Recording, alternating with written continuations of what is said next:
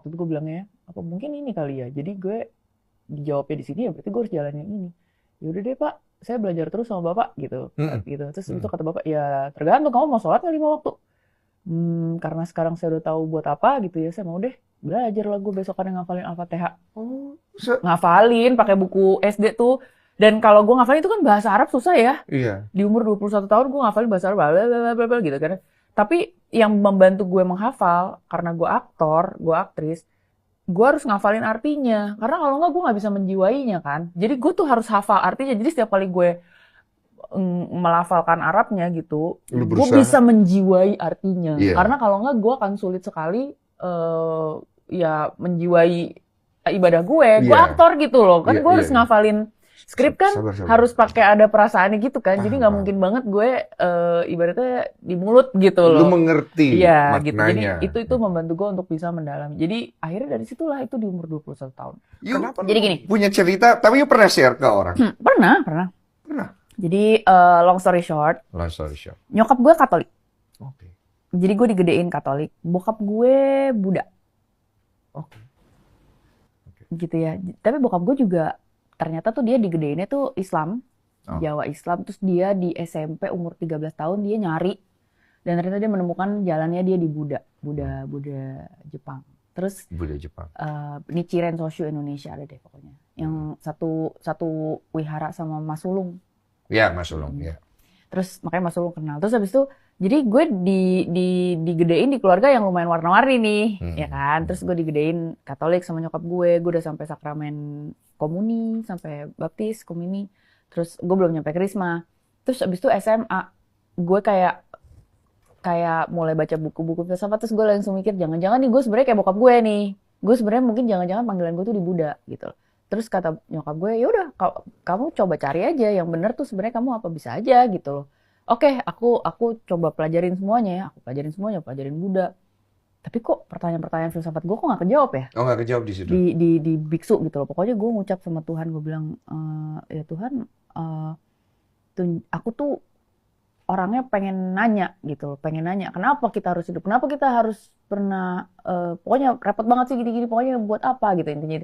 Aku pengen terjawab pertanyaan-pertanyaan kayak gitu. Dan dijawabnya kalau dirimu bisa memberikan aku kayak pemimpin agama yang bisa ngejawab pertanyaan-pertanyaan aku mau ngejalanin agama itu. Akhirnya gue nggak nyari di Buddha, gue nyari di Hindu, ternyata belum kejawab juga. Jadi emang kayak jodoh-jodohan gitu loh. Kalau sempat ke Hindu ya? Ya semuanya gue pelajarin, Konghucu semuanya gue pelajarin, bener-bener semuanya. Sampai akhirnya ada tante gue, yuk kita ikut pengajian ini yuk, kita ada pengajian ini ada Pak Ustadznya gitu. Oh ya udah oke gitu loh. Nggak taunya menarik banget. Di situ gue juga tanpa ada ekspektasi apa-apa gitu ya. Iya Pak Ustadz, sebenarnya buat apa sih kita hidup begini-gini, buat ini. Tiba-tiba dibuka lah, ada kayak ayat Quran apa, terus gue juga udah lupa lagi ayatnya apa, tapi pokoknya dia menjawab dengan sangat filosofis dan sangat logis, yang gue juga gak nyangka ternyata kejawabnya sama pemuka agama Islam. Ada namanya Pak Rahmat. Terus, dan gue enak banget dengerin penjelasannya dia, karena jarang loh lo nemu kayak pemimpin agama, pastor, biksu, siapapun lah gitu ya. Tapi yang ngobrolnya tuh nyambung gitu loh. Nah gue tuh harus dijawab gitu loh pertanyaan-pertanyaan logika gue. Walaupun akhirnya nanti perjalanannya nggak akan logika terus ya gitu. Cuma akhirnya kejawab, terus gue langsung mikir, ya Allah, ya Tuhan waktu itu gue bilangnya, apa mungkin ini kali ya. Jadi gue dijawabnya di sini ya berarti gue harus jalanin ini. Ya udah deh Pak, saya belajar terus sama Bapak gitu. Terus itu kata Bapak, ya tergantung kamu mau sholat nggak 5 waktu. Karena sekarang saya udah tahu buat apa gitu ya, saya mau deh belajar lah gue besokannya ngafalin Al-Fatihah. Ngafalin pakai buku SD tuh. Dan kalau gue ngafalin itu kan bahasa Arab susah ya. Di umur 21 tahun gue ngafalin bahasa Arab blablabla gitu kan. Tapi yang membantu gue menghafal karena gue aktor, gue aktris, gue harus ngafalin artinya. Karena kalau nggak gue nggak bisa menjiwainya kan. Jadi gue tuh harus hafal artinya. Jadi setiap kali gue melafalkan Arabnya gitu, gue bisa menjiwai artinya. Karena kalau nggak gue akan sulit sekali ya menjiwai ibadah gue. Gue aktor gitu loh, kan gue harus ngafalin skrip kan harus pakai ada perasaannya gitu kan. Jadi nggak mungkin banget gue ibaratnya di mulut gitu loh. Lu mengerti maknanya. Gitu. Jadi itu membantu gue untuk bisa mendalami. Jadi akhirnya dari situlah itu di umur 20. Dian Sastrowardoyo dikenal publik sebagai sosok perempuan cerdas, anggun, dan berwawasan luas. Namun di balik gemerlap dunia film dan prestasi akademiknya, tersimpan sebuah perjalanan batin yang sunyi, panjang, dan sangat personal. Perjalanan itu adalah proses pencarian iman yang akhirnya membawanya memeluk Islam. Sejak kecil, Dian tumbuh dalam lingkungan keluarga yang tidak seragam dalam urusan keyakinan. Ibunya menganut Katolik, sementara ayahnya memeluk agama Buddha. Perbedaan itu bukan sumber konflik, melainkan ruang dialog yang luas. Di rumah, agama bukan sesuatu yang dipaksakan, tetapi diperkenalkan sebagai nilai dan jalan hidup.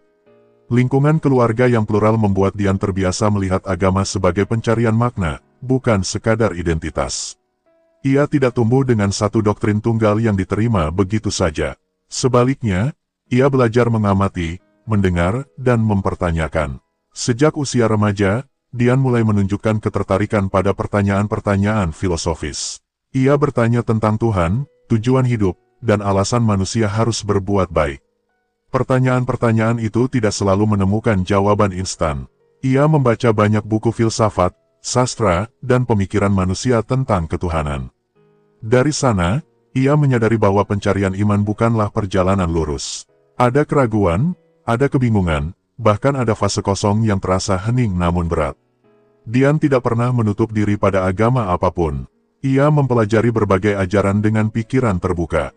Baginya, mengenal agama lain bukan untuk membandingkan secara kaku, melainkan untuk memahami cara manusia mendekat kepada Tuhan. Dalam proses itu, Islam perlahan hadir sebagai wacana yang menarik perhatiannya. Bukan karena mayoritas, bukan pula karena lingkungan pergaulan, melainkan karena nilai-nilai tauhid yang sederhana namun mendalam.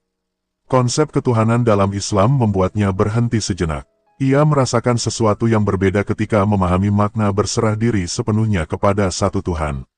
Tidak ada perantara, tidak ada kerumitan teologis yang membingungkan hatinya. Namun ketertarikan itu tidak serta-merta membuatnya mengambil keputusan besar. Dian justru semakin banyak bertanya. Ia ingin memastikan bahwa keyakinan yang dipilih benar-benar tumbuh dari kesadaran, bukan dari dorongan emosional sesaat. Ia mengamati praktik umat Islam, bukan hanya ritualnya, tetapi juga nilai sosialnya. Ia melihat bagaimana Islam mengatur hubungan manusia dengan Tuhan dan sesama manusia secara seimbang. Dalam keheningan pikirannya, Dian mulai merasakan bahwa Islam menjawab banyak kegelisahan batinnya. Tentang makna hidup, tentang tanggung jawab pribadi, dan tentang tujuan akhir manusia. Keputusan besar itu akhirnya datang ketika Dian berusia sekitar 21 tahun. Usia yang masih muda, tetapi penuh pertimbangan. Ia memutuskan untuk masuk Islam dengan kesadaran penuh. Keputusan itu tidak diumumkan secara sensasional. Tidak ada konferensi pers, tidak ada panggung besar. Semuanya berlangsung tenang, seperti bisikan hati yang akhirnya menemukan rumahnya. Dian menegaskan bahwa keputusannya menjadi mualaf bukan karena pasangan hidup atau tekanan sosial. Ia belum menikah saat itu. Islam ia pilih sebelum pernikahan, murni karena keyakinan pribadi. Masuk Islam bagi Dian bukan akhir dari perjalanan, melainkan awal dari proses belajar yang sesungguhnya. Ia menyadari bahwa iman tidak cukup diucapkan, tetapi harus dipelajari dan dijalani. Ia mulai belajar dasar-dasar Islam dengan kerendahan hati.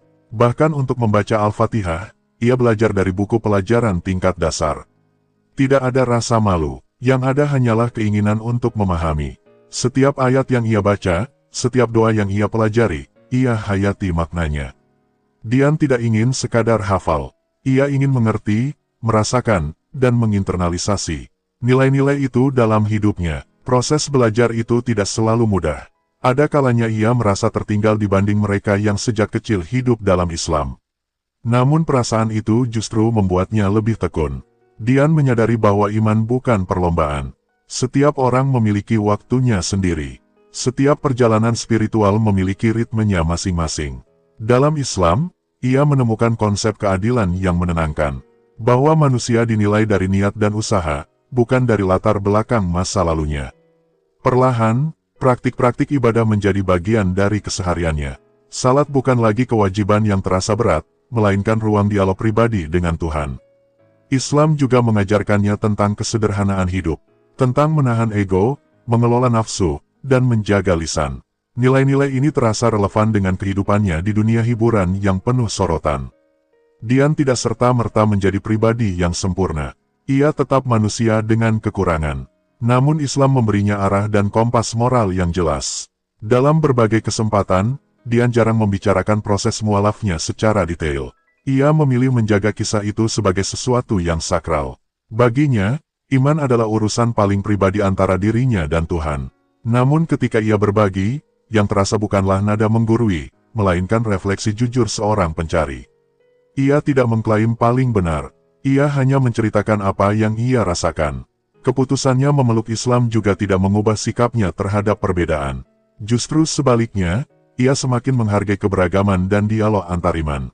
Islam yang ia pahami adalah Islam yang meneduhkan. Islam yang mengajarkan kasih sayang, keadilan, dan tanggung jawab sosial. Dalam perjalanannya sebagai publik figur, Dian tetap menjaga konsistensi antara nilai dan tindakan. Ia sadar bahwa setiap sikapnya akan dilihat dan ditafsirkan banyak orang. Namun ia tidak ingin imannya menjadi komoditas. Ia tidak menjadikan agama sebagai alat pencitraan. Baginya, keikhlasan jauh lebih penting daripada pengakuan. Sebagai ibu dan istri, nilai-nilai Islam ia terapkan dalam kehidupan keluarga. Tentang pendidikan anak, tentang kejujuran, dan tentang empati. Ia percaya bahwa iman yang kuat tidak perlu dipertontonkan. Ia cukup dirasakan dan dibuktikan melalui akhlak. Perjalanan mualaf Dian Sastrowardoyo menunjukkan bahwa hidayah tidak datang secara tiba-tiba. Ia datang melalui pencarian panjang, pertanyaan jujur, dan keberanian untuk mendengar suara hati. Kisah ini juga mengingatkan bahwa Islam bukan warisan semata, tetapi pilihan sadar yang terus diperbarui setiap hari. Bagi Dian, menjadi Muslim bukan tentang label, melainkan tentang komitmen menjalani hidup dengan penuh tanggung jawab di hadapan Tuhan. Dalam dunia yang penuh kebisingan, perjalanan spiritualnya menjadi pengingat bahwa keheningan seringkali adalah ruang paling jujur untuk menemukan kebenaran. Ia membuktikan bahwa intelektualitas dan iman tidak saling meniadakan. Justru keduanya bisa saling menguatkan. Islam hadir dalam hidupnya bukan sebagai beban, melainkan sebagai pegangan saat hidup terasa goyah. Proses mualaf Dian Sastrowardoyo adalah kisah tentang keberanian memilih jalan yang diyakini, meski sunyi dan penuh pertimbangan. Kisah ini bukan untuk menghakimi siapapun, melainkan untuk menginspirasi bahwa pencarian makna hidup adalah hak setiap manusia. Pada akhirnya, perjalanan iman Dian adalah pengingat bahwa Tuhan selalu memberi ruang